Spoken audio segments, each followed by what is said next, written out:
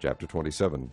Early in the reign of Zedekiah, son of Josiah, king of Judah, this word came to Jeremiah from the Lord. This is what the Lord said to me. Make a yoke out of straps and crossbars, and put it on your neck.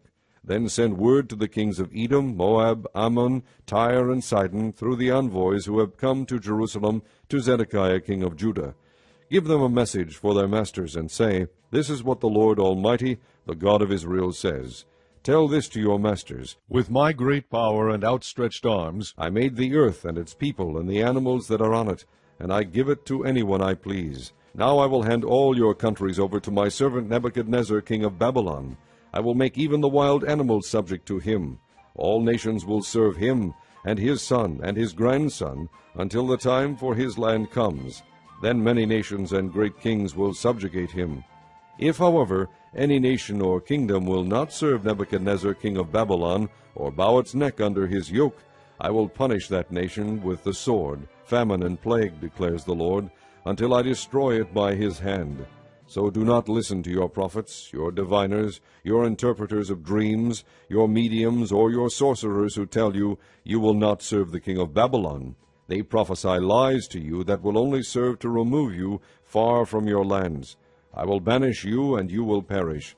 But if any nation will bow its neck under the yoke of the king of Babylon and serve him, I will let that nation remain in its own land, to till it and to live there, declares the Lord. I gave the same message to Zedekiah the king of Judah. I said, Bow your neck under the yoke of the king of Babylon. Serve him and his people, and you will live. Why will you and your people die by the sword, famine, and plague, with which the Lord has threatened any nation that will not serve the king of Babylon? Do not listen to the words of the prophets who say to you, You will not serve the king of Babylon, for they are prophesying lies to you. I have not sent them, declares the Lord.